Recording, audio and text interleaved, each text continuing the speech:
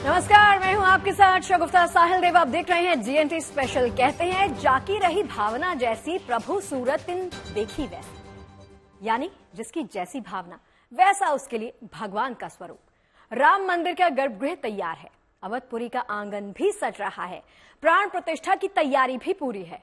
Airport, railway station, Ayodhya की गलियां, चौक चौराहे, लगभग हर कोने की झलक हमने आपको जीएनटी पर अब तक दिखाई है।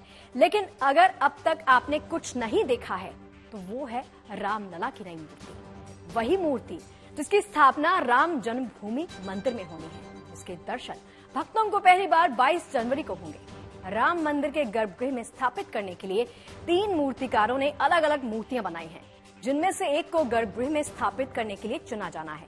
कहा यह जा रहा है कि हर मूर्ति खुद में बेहद खास है। ऐसे में अब इंतजार ट्रस्ट के फैसले का है।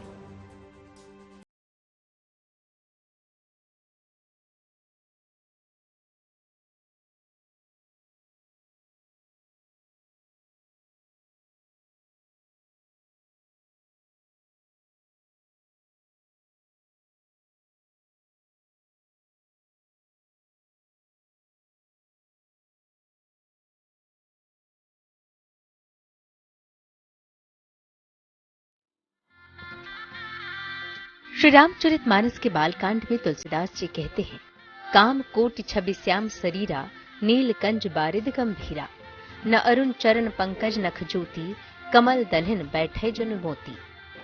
उनके नील कमल और जल से भरे मेघ के समान श्याम शरीर में करोड़ों कामदेवों की शोभा है। उनके लाल लाल चरण कमलों के नखों की ज्योति ऐसी लगती है जैसे लाल कमल के पत्तों पर मोती रखे गए हों। भारत भूमि पर रामलला के अतुलनीय रूप की कहानियां ग्रंथों, संतों और पीढ़ियों की कहानियों के जरिए युगों से कही और सुनी जा रही है। गुजरती सदियों और अलग अलग कालखंड में जाने कितने ही चित्रकारों ने आस्था की कूची में भावों की स्याही भर भगवान की छवि समय के कैनवास पर उतारने की कोशिश की है। जाने कितने ही शिल्पियों ने शिलाओं में उकेर कर श्री राम के अमूर्त रूप को असंख्य मूर्तियों में ढाला है। लेकिन अब बारी उस मूर्ति को गढ़ने की आई है जो आने वाली सदियों के लिए श्री राम का साक्षात रूप होगी। वो मूर्ति जो श्री राम जन्मभूमि मंदिर की तरह ही कम से कम आने वाली 10 सदियों तक असंख्य भक्तों की आस्था का जीवंत रूप होगी।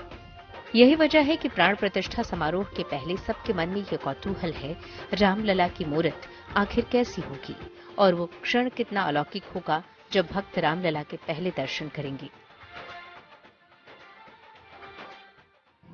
असल में कुछ चीजें बताने की नहीं है, इतना अच्छी बनाई गई हैं, इतनी अच्छी बनाई गई हैं कि हम तो कोई निर्णय कर ही नहीं पाएंगे। ठीक है, संतों की तरफ से कुछ न कुछ चर्चा हुई है, अब बाकी विचार होएगा। प्राण प्रतिष्ठा की तैयारियों के बीच रामलला की मूर्ति के चयन की प्रक्रिया शुरू हो गई है। गर्भगृह के लिए राम जन्मभूमि ट्रस्ट को 3 सर्वश्रेष्ठ मूर्तियों में सबसे विशेष मूर्ति का चयन करना है। ट्रस्ट के सदस्य भी जानते हैं कि उनके इस चयन पर देश नहीं बल्कि दुनिया भर के राम भक्तों की नजर है। इसलिए ट्रस्ट गहन मंथन और विचार विमर्श के बाद अंतिम नतीजे पर पहुंचना चाहता है और वक्त से पहले कुछ भी कहना नहीं चाहता है। वो कौन सी प्रतिमा, वो कौन सी मूर्ति जो है वो चयनित की गई है या आज नहीं की गई है, इस पर कोई मुंह खोलने को तैयार नहीं है। जो ट्रस्ट के तमाम सदस्य थे सभी के सभी बाहर निकल आए हैं, मीटिंग खत्म हो गई, लेकिन इस पर क्या कोई फैसला हुआ, क्या कोई चर्चा हुई, इस पर हर कोई चुप्पी साध रखा है। 7 जन्मों के दुख कट जाएंगे। कहा जा रहा है कि अयोध्या में बन रहा राम मंदिर जितना भव्य है, उसके गर्भगृह में विराजने वाली रामलला की मूर्त भी उतनी ही भव्य होने वाली है। रामलला की मूर्ति को आकार देने की कड़ी में तीनों मूर्तिकारों को शिल्प शास्त्र की सबसे कठिन पद्धति से होकर गुजरना पड़ा है। रामलला की मूर्ति को कुछ उसी तरह आकार दिया गया है, प्रभु राम का जैसा जिक्र रामचरितमानस और रामायण में है। बताया जा रहा है कि राम मंदिर के गर्भगृह में विराजने वाली मूर्ति का चयन कुछ विशेष मानकों के आधार पर होगा।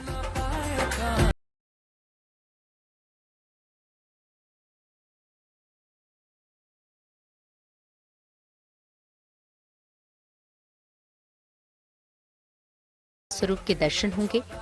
मूर्ति में श्री राम 5 साल के बालक के रूप में नजर आएंगे।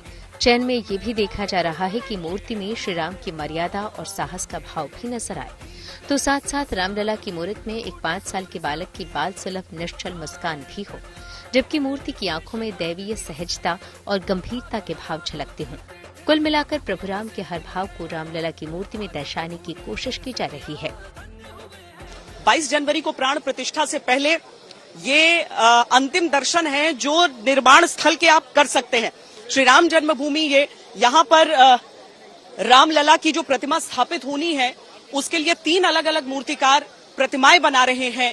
उनमें से जिसमें सबसे ज्यादा बाल सुलभ भाव और डिविनिटी यानी देवत्व नजर आएगा, उस एक मूर्ति को आखिरकार ये तय किया जाएगा कि उनकी स्थापना यहाँ पर हो जाए। ट्रस्ट की ओर से बताया गया है कि भारत में पिछली 2 सदियों में ऐसे भव्य मंदिर का निर्माण नहीं हुआ है, यानी राम मंदिर खुद में शिल्प और वास्तु का अद्भुत उदाहरण बनने जा रहा है। लेकिन इतना तय है कि इस मंदिर में सबसे विशेष गर्भगृह में स्थापित रामलला की मूर्ति होने जा रही है, इसलिए ट्रस्ट किसी तरह की जल्दबाजी में नहीं है। कहा जा रहा है कि मूर्ति के चयन की प्रक्रिया में ट्रस्ट IIT हैदराबाद के विरासत विज्ञान के विशेषज्ञों की मदद ले सकते हैं। चयन से पहले ट्रस्ट शंकराचार्य और संतों से सलाह भी कर सकता है और तीनों मूर्तियों पर चंदन के लेप के प्रभाव को समझेगा और अंत में उस मूर्ति को चुनेगा जिसकी आभा सबसे अद्भुत होगी। श्री राम जन्मभूमि ट्रस्ट से जुड़े सूत्रों से मिली जानकारी के मुताबिक रामलला की पुरानी मूर्ति जो फिलहाल छोटे मंदिर में स्थापित है, उसकी भी नई मूर्ति के साथ गर्भगृह में प्राण प्रतिष्ठा की जाएगी। पुरानी मूर्ति को देश भर के सिद्ध मंदिरों में ले जाया जाएगा और फिर प्राण प्रतिष्ठा की जाएगी। नई मूर्ति को अचल और पुरानी मूर्ति को उत्सव मूर्ति के नाम से जाना जाएगा। फिलहाल सबको रामलला की उस मूर्ति के दर्शन का बेसब्री से इंतजार है जो आने वाली सहस्राब्दी में सनातन धर्म के अनुयायियों की सैकड़ों पीढ़ियों के लिए साक्षात श्री राम का रूप होगी। अयोध्या से कुमार अभिषेक के साथ bureau report, good news today. देखिए, रामलला की मूर्ति और प्राण प्रतिष्ठा समारोह को लेकर अयोध्या से तमाम अपडेट्स लगातार आ रहे हैं। लोगों के मन में इससे जुड़े कई सारे सवाल भी हैं, जैसे मूर्ति कैसी होगी, प्राण प्रतिष्ठा का विधान क्या होगा, कौन कौन आने वाला है, जो अयोध्या नहीं पहुंच सकते वो इस पूजा में कैसे शामिल हो सकते हैं। इन तमाम सवालों के जवाब जानने के लिए हमने बात की रामलला के मुख्य पुजारी आचार्य सत्येंद्र दास से। तो अब जब वो भव्य मंदिर बना है, कम से कम भूतल हो गया है, प्रथम तल लगभग पूर्ण होने जा रहा है, आपके मन के अनुसार जैसी आपकी छवि थी मन में, वैसा मंदिर लग रहा है? बहुत अच्छा, उससे भी बढ़कर लग रहा है। ठीक है ना, क्योंकि हम लोग ईंटे पत्थर के बना हुआ भवन देखते थे और ये केवल पत्थर का बन करके ऐसे कीमती पत्थर के बनाए जा रहे हैं जो अपने आप में वो दीवार ही है और वह मंदिर ही है, अद्भुत है। और उसमें भगवान जिस प्रकार विराजमान होंगे वो अद्भुत होगा। ये जो प्रतिमा बन रही है उसको लेकर अभी तो है कि अभी 3 प्रतिमाएं बनेंगी, फिर देखा जाएगा। तो आपके मन से अगर मैं पूछूं कि कैसे हैं श्री राम, तो आप कैसी छवि सोचते हैं उनकी? बालक रूप राम के रहना। बालक रूप जो होता है वो अपने आप में बहुत विलक्षण होता है। इस बालक रूप को देखने के लिए भगवान स्वयं शंकर आए हैं और उन्होंने कहा कि जब मैं अयोध्या गया उस बालक रूप को देखने के लिए तो मैं मनुष्य रूप में गया और काग भुसुंड संग हम दोऊ मनुष्य रूप जाने नहीं कहूँ। और इस प्रकार से हम उस अद्भुत दर्शन किया। ऐसा दर्शन जो होता है कभी भगवान का मिलता ही नहीं कि बालक रूप में भगवान राम सर्वव्यापी परमात्मा योगिनों, जहाँ पर योगी लोग जिसका दर्शन करते हैं और जिसके परमात्मा में अद्भुत शक्ति है, रमन्ते योगिनो जिसमें नित्यानंद चिदात्मनि यदि राम पदेना सो पर ब्रह्मा विधीयते। ऐसे परमात्मा और बालक रूप में जिस समय देखता हूँ अद्भुत लगता है। इसको देखने के लिए स्वयं भगवान शंकर आते हैं, अपने चेला के साथ आते हैं। वह दृश्य है सभी के दृश्य में जो बालक रूप का है वह अपने आप में विलक्षण है। अभी हम देख रहे हैं कि पूरे देश ही नहीं विदेश से, मतलब जनकपुर धाम से भी सब जल लेकर चले हैं। यहाँ राम जी के ननिहाल से छत्तीसगढ़ में लोग वो कर रहे हैं, मतलब सब रिश्ता अपना जोड़ के अभी हर एक प्रांत और प्रदेश और सोच और श्रद्धा यहाँ पर जब पूजा होगी बहन जी, तो हर एक का उसमें ध्यान रखा जाएगा, और जो निर्माण की शैली भी जो है मंदिर की, उसमें भी सबका ध्यान रखा जाएगा। देखिए, यही में देखा जाता है कि जब आदमी कोई भी व्यक्ति असहाय हो जाता है, कैसे विपद पड़ जाता है, कठिनाई पड़ता है, तब वो सारे रिश्तेदार भूल जाते हैं। भगवान राम लला थे, सारे रिश्ते, न वो निहार रहा कहीं, न उनकी ससुराल कहीं दिखाई दे रही थी, न और कोई दिखाई देते, लेकिन वो दृश्य जब हटा, आवाज भव्य मंदिर में विराजमान होने वाले हैं रामलला, तो सारे रिश्तेदार जुड़ते चले जा रहे हैं। ननिहाल भी जुड़ गया, ससुराल भी जुड़ रही है, और भी सब जुड़ रहा है। ये सब समय की इसी प्रकार से धीरज धर्म मित्र और नारी, आपातकाल परखिए चारी, ये होता है। बहन जी, क्या पूजा पद्धति भी बदलने वाली है? पूजा पद्धति में अब जैसे ट्रस्ट ने पुजारियों की नियुक्ति करने के लिए उनकी ट्रेनिंग दे रहा है, क्या बदलेगा वो तो पता नहीं है। लेकिन जो परंपरा सारे मंदिरों में यहाँ जहाँ राम सीता लक्ष्मण विराजमान हैं, वो रामानंदी परंपरा के अनुसार ही पूजा हो रही है, और उसी रूप में हम भी इस भगवान श्री राम की पूजा अर्चना करते चले आए हैं। उसमें 16 पुरुषोक्त है, 16 उसमें मंत्र है, और उसी 16 मंत्रों से 16 प्रकार की पूजा वैष्णव परंपरा में चली आ रही है। 22 तारीख को सब लोग तो आ नहीं सकते हैं यहाँ पर, जो उनके भक्त हैं, तो वो क्या करें? मतलब क्या कुछ ऐसा है कि जिस समय में प्राण प्रतिष्ठा चल रही है, वो भी अपने घर में या अपने आराध्य के सामने बैठकर अब इस समय तो क्या टीवी है, ये कहीं चला दें, बाहर से खोल दें, लगा दें कि हाँ यहाँ क्या हो रहा, बाहर के लोग देखें। अभी हम तो यही कहेंगे, घर में अगर कोई चाहे कि उस समय हम भी पूजा करें अंदर में जी, तो कोई ऐसा राम जी को लेकर कोई ऐसा मंत्र होता है कि अपने मन में उच्चारण करें या हाथ जोड़ के उच्चारण करें कि वो सब मंत्र से जुड़ जाए? देखिए, सब मंत्र हैं। हाँ। एक मनसा पूजा होती, मन से हम मन से बैठे, भगवान को स्नान कराया, उनको चंदन लगाया, उनको वस्त्र पहराया, और उनको माला पहरा दिया, उनको ये मुकुट पहरा दिया, और उनको बोला आकर के भोग दे दिया, आरती कर दिया, और इसके धूप दे दिया, धूप दीप नहीं पर आरती सब हो गई। ऐसा मन में बैठ करके करिए, वो मानसिक पूजा होती है। और जो पूजा बाह्य में लाभ होता है, उसे अधिक पूजा मानसिक लाभ देती है। इससे सभी को मानसिक पूजा करना चाहिए। मानसिक पूजा में इसी प्रकार से प्रभु हमारे आगे बैठे हैं। हम इस प्रकार से जो हमारे 16 प्रकार की व्यवस्थाएं हैं, उसी प्रकार उनकी पूजा कर रहे हैं।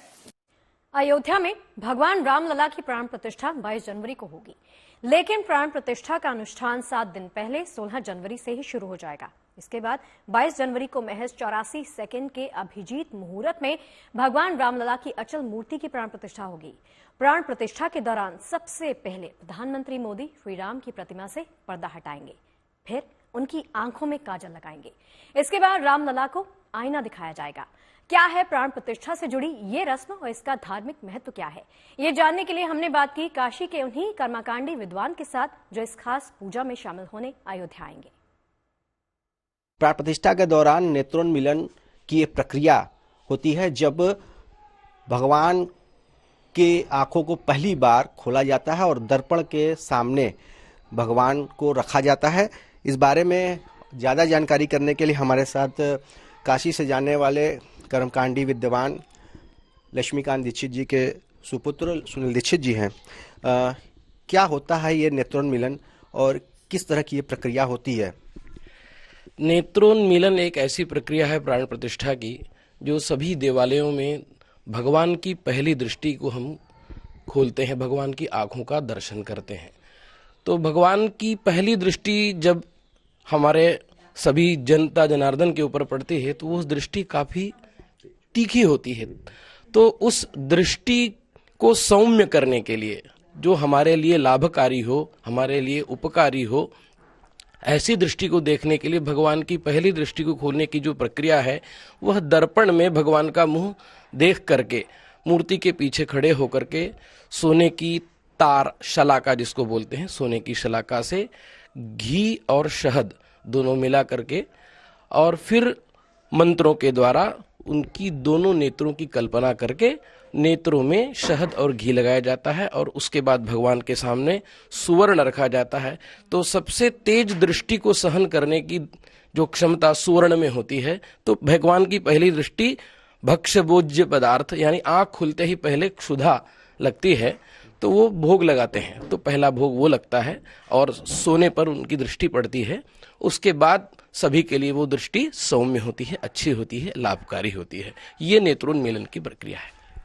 ये प्राण प्रतिष्ठा में कब शुरू होती है, क्या स्टेप है, कब खत्म होती है? हाँ, भगवान के नेत्रों को आवरण जब किया जाता है यानी पट्टी लगाई जाती है, उसका कर्म कुटी यानी कि उसका मूल स्थान जो है जहां पर मूर्ति बन के तैयार होती है, वहीं पर मूर्ति को स्नान करा करके और गोबर, गोमूत्र, पंचगव्य इत्यादि दुग्ध, दही सभी पदार्थों से स्नान करा करके और फिर दिव्य कलश से स्नान कराते हैं, चंदन के जल से स्नान कराते हैं और उसके बाद मूर्ति का नेत्रावरण करते हैं यानी आंखों में मोम लगाते हैं अथवा लाल अथवा पीली पट्टी लगा करके भगवान के नेत्रों को बंद किया जाता है। और उसके बाद प्राण प्रतिष्ठा की विधि जब चालू होती है तो भगवान का दिव्य 96 कलशों से जो महास्नपन होता है, उस स्नपन में द्वितीय वेदी के स्नान के समय भगवान की मूर्ति की नेत्रों को खोला जाता है सभी के लिए, दिव्य दृष्टि के लिए। और फिर वो स्नान होने के बाद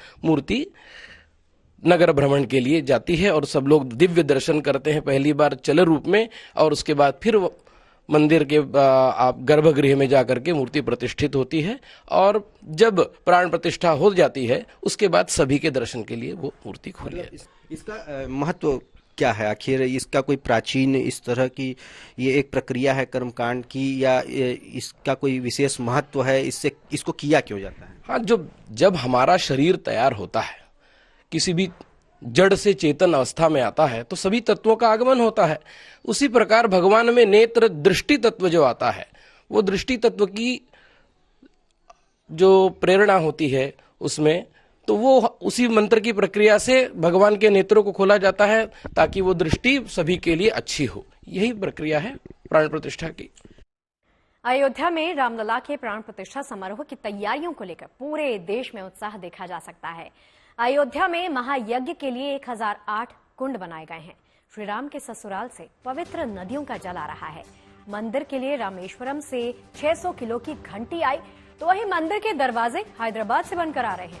वाराणसी में फूलों से राम मंदिर की झांकी बनाई गई है, जबकि प्रयागराज में एक शख्स अनोखे तरीके से लोगों को प्राण प्रतिष्ठा समारोह का निमंत्रण दे रहा है। अब यूं समझिए कि रामोत्सव से पहले सारा देश उत्सव और उल्लास के माहौल में मगन हो गया है।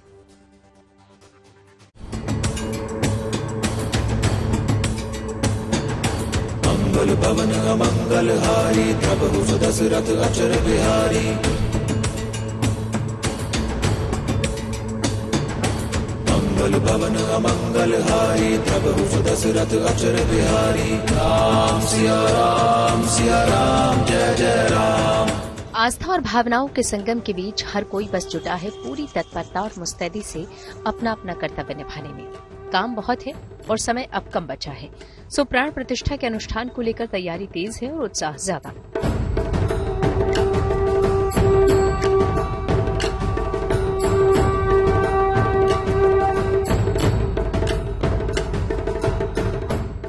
रामोत्सव से पहले अयोध्या के आंगन को सजाया संवारा जा रहा है। एयरपोर्ट, स्टेशन, पार्किंग स्लॉट्स से लेकर सड़कों, चौक चौबारों और बाजारों तक उत्सव के रंग बिखरे नजर आ रहे हैं।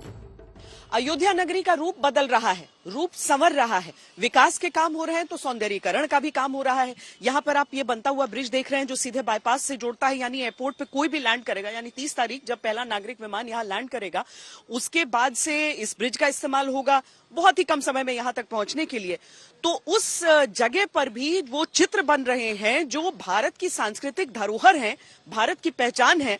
और यहाँ पर देखकर ऐसा लग रहा है कि राम जी के ससुराल का मधुबनी जो आर्ट है उसका आप लोग प्रयोग कर रहे हैं। जी सर, ये हम लोग यहाँ पे मधुबनी बना रहे हैं और एक मंडाला आर्ट, ठीक है, इन दोनों का मिश्रण बनाया जा रहा है। एक जगह मधुबनी हो रही है तो एक जगह मंडाला हो रही है। अच्छा, ठीक है, ये वाटरप्रूफ कलर्स से हो रहा है काम और सभी अच्छे आर्टिस्ट हमारे साथ काम कर रहे हैं। हम लोग हरिद्वार से आए हुए हैं। अच्छा, हरिद्वार से आए हैं, यहाँ पर ये बना रहे हैं। जी। यहाँ अयोध्या संवर रही है तो उधर मां जानकी के मायके जनकपुर से निकली जलाभिषेक यात्रा भी अपने आखिरी पड़ाव गोरखपुर से अयोध्या के लिए निकल चुकी है। समारोह की तैयारियों के बीच गाजेबाजी के साथ ससुराल की सौगात रामलला के लिए उनकी नगरी में पहुंचने वाली है। प्रभु श्री राम की ससुराल से पवित्र नदियों का जल अयोध्या आ रहा है तो बाबा विश्वनाथ की नगरी काशी में भी उत्साह है। काशी के कर्मकांडी विद्वान प्राण प्रतिष्ठा का पूरा पूजन कराएंगे। ऐसे में पूजन और यज्ञ के दौरान प्रयोग किए जाने वाला सामान भी काशी में ही बन रहा है। काशी के हुनरमंद हस्तशिल्प कारीगर प्राण प्रतिष्ठा और पूजन से जुड़े साजो सामान तैयार करने में जुटे हैं।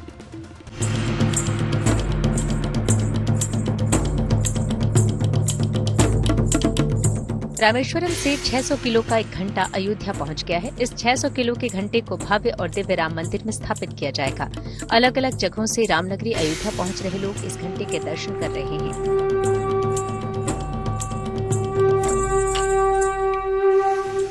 रामेश्वरम का घंटा तो रामलला के मंदिर की शान बढ़ाएगा ही, साथ में राम के इस धाम में एक भव्य नगाड़ा भी मौजूद रहेगा। 450 किलो का यह खास नगाड़ा प्राण प्रतिष्ठा से पहले अयोध्या पहुंच जाएगा। अखिल भारतीय डगबाज समाज ने इस खास नगाड़े को तैयार किया है।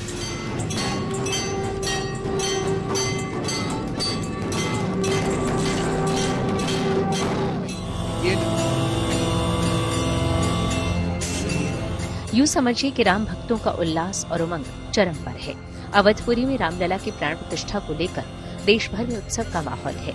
राम भक्त अपने आराध्य प्रभु श्री राम के भव्य स्वागत की तैयारी में जुटे हैं। वाराणसी से रोशन जायसवाल और अयोध्या से श्वेता सिंह के साथ bureau report, good news today.